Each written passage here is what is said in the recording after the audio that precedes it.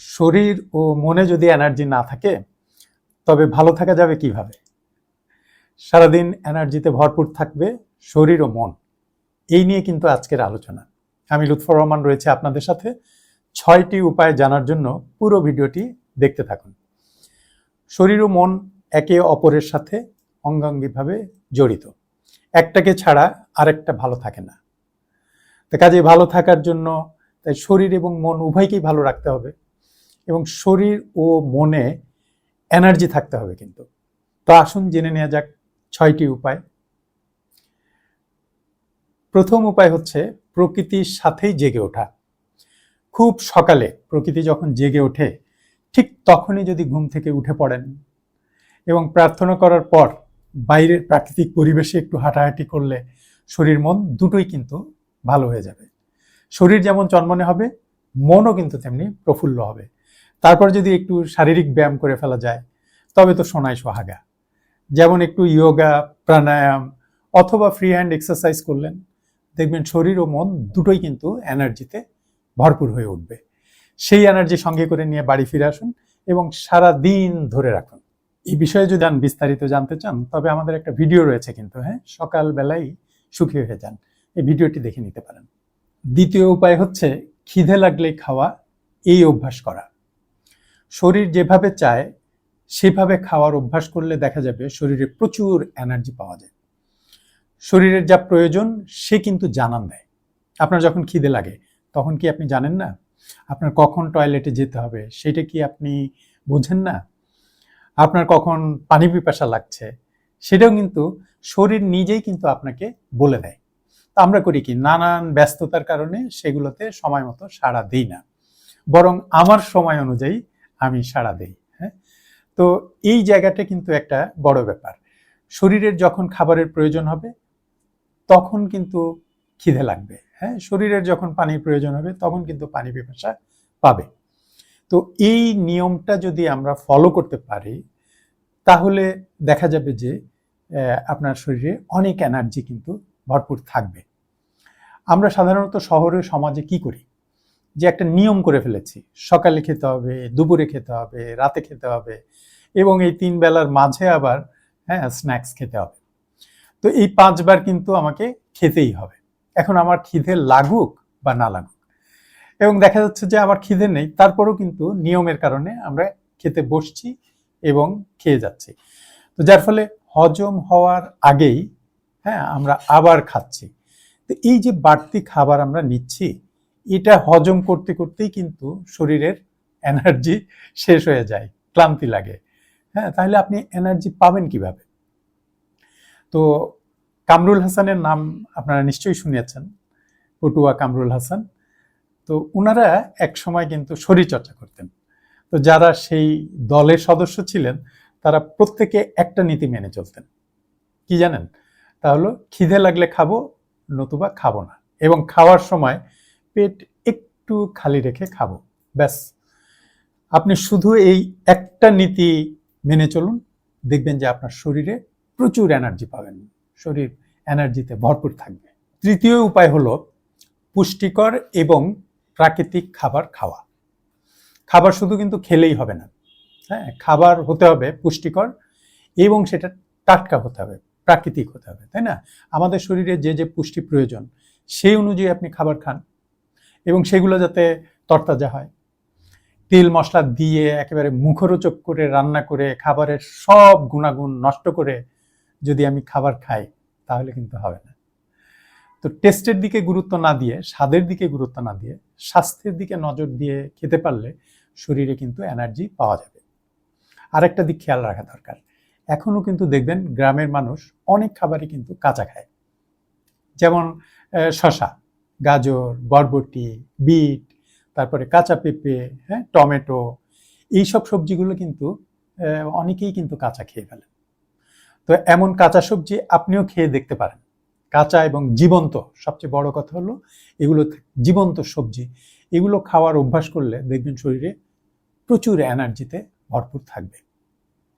আরেকটা দিক খেয়াল না দিলেই নয়, তা হলো কোন ধরনের খাবার কখন খাবেন। যেমন ফল জাতীয় খাবার, এটা কিন্তু খুব কম সময়ে হজম হয়ে যায়। তো ফল জাতীয় খাবার হজম হতে সময় লাগে মাত্র 2 থেকে 2.5 ঘন্টা। আবার যদি আপনি সবজি জাতীয় খাবার খান তাহলে এটা হজম হতে লাগবে হচ্ছে আপনার 4 থেকে 5 ঘন্টা। আর যদি মাছ মাংস এ জাতীয় খাবার খান তাহলে এটা সময় লাগবে প্রায় 10 থেকে 12 ঘন্টা বা তারও বেশি। তো যখন খাবার খাবেন এই হিসাবটাও কিন্তু বিবেচনায় রাখতে হবে। কাজেই এই সব কিছুই বিবেচনায় রেখে খাবার খেলে আপনি কিন্তু এনার্জিতে ভরপুর থাকতে পারবেন। আচ্ছা, এবার একটু বলি, দেখেন মনের দিকটা, হ্যাঁ, দুশ্চিন্তা ঘেঁষতে দেওয়া যাবে না। চিন্তাকে সবসময় নিজের নিয়ন্ত্রণে রাখতে হবে, কেননা দুশ্চিন্তা বা অতিরিক্ত চিন্তা মানুষকে দুর্বল করে তোলে। আপনি দুশ্চিন্তাকে কিভাবে দূর করা যায় সেটা কিন্তু রপ্ত করে নিতে হবে। দুশ্চিন্তা মানসিক দুর্বলতা তৈরি করে, হ্যাঁ, মানুষের সুখ ও আনন্দকে একেবারে নষ্ট করে দেয়। কাজে দুশ্চিন্তাহীন জীবন যাপন করে শরীর ও মনকে কিন্তু এনার্জিতে ভরপুর করে ফেলা যায়। তো দুশ্চিন্তাকে কিভাবে দূর করা যায় এই বিষয়ে কিন্তু আমাদের একটা ভিডিও রয়েছে, ওটা দেখে নিতে পারেন। 5 নম্বর উপায় হলো নিজের প্রতি মনোযোগী হওয়া। অন্যের সাথে নিজের তুলনা করাটা কিন্তু বোকামি। কেন? পৃথিবীতে প্রত্যেকটা মানুষই কিন্তু আলাদা। স্রষ্টা একদম সকল মানুষকে আলাদা আলাদা করে তৈরি করেছেন। তো সেই জন্য আরেকজনের সাথে তুলনা করা, নিজের তুলনা করা, এটা কিন্তু খুব যুক্তিযুক্ত না। আর অন্যের সাথে তুলনা করতে গেলেই দেখবেন যে যত ঝামেলা তৈরি হবে। যেমন একজন হয়তো বিদেশ ঘুরে এসছে, তা আপনার ভিতরে আক্ষেপ তৈরি হবে, ইস আমি তো যেতে পারলাম না, হ্যাঁ, অমুকে এই করেছে, অথবা আরেকজন অন্যজন সে একটা বাড়ি বানিয়ে ফেলেছে, আমি তো এখনো বাড়ি বানাতে পারলাম না। এই যে অন্যের সাথে তুলনা করতে গেলে নিজের ভেতরে দেখবেন যে নেগেটিভ এনার্জিতে ভরে যাচ্ছে, হাহুতাশ বাড়ছে, হ্যাঁ, আপনার অস্থিরতা তৈরি হচ্ছে। তো সেই জন্য অন্যের সাথে তুলনা করাটা যদি বাদ দেওয়া যায় দেখবেন আপনার ভেতর পজিটিভ এনার্জিতে ভরপুর হয়ে উঠছে। এবং আপনি নিজের সাথে নিজে তুলনা করুন, অন্যের সাথে তুলনা করার প্রয়োজন কি? গতকাল আমি যেমন ছিলাম আজকে যদি তার চাইতে ভালো করতে পারি, অথবা আমি গতকালকে যা শিখেছি আজকে আরেকটু বেশি শিখি, গতকাল যেভাবে ছিলাম তার চাইতে আরেকটু সুখী হয়ে যাই, আরেকটু ভালো, হ্যাঁ, কিভাবে হওয়া যায়, এই প্রতিযোগিতা থাকবে নিজের সাথে নিজের। তাহলে দেখবেন হিংসা বিদ্বেষ, হ্যাঁ, অসম প্রতিযোগিতা, হ্যাঁ, বা খারাপ প্রতিযোগিতা, এগুলো থেকে কিন্তু নিজেকে দূরে রাখা যাবে। এবং এই দূরে থাকতে পারলেই তো আপনি সফল, এবং আপনি দেখবেন যে ভালো থাকতে পারছেন। কাজেই নিজের প্রতি মনোযোগী হন, অন্যের সাথে তুলনা করা আজ থেকে বন্ধ করে দিন। 6 নম্বর উপায় বা আজকের শেষ উপায়, হ্যাঁ, সব কিছুতে পজিটিভ থাকা। তো সব কিছুতেই যদি ইতিবাচক থাকা যায় তাহলে দেখবেন পজিটিভ এনার্জিতে ভরে যাবে মন।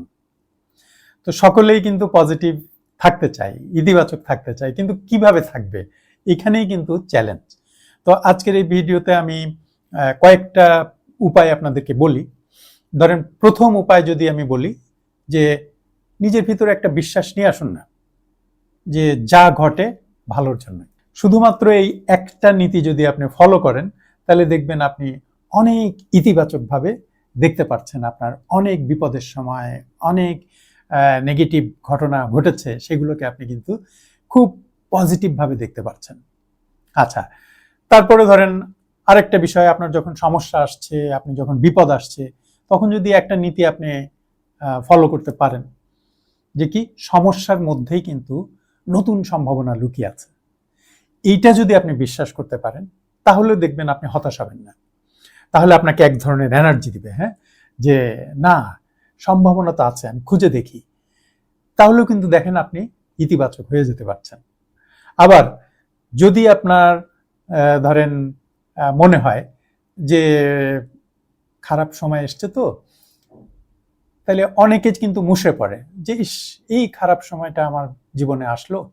কিন্তু না, আপনি যদি ভাবেন যে না খারাপ সময় এসছে মানেই আমার ভালো সময়টা কিন্তু খুব কাছে চলে এসছে, এই যে দেখেন এই ভাবনাটা যদি আপনার ভিতরে নিয়ে আসতে পারেন তাহলে সবকিছু কিন্তু পজিটিভ, হ্যাঁ, সবকিছু ইতিবাচক হয়ে যাচ্ছে আপনার কাছে।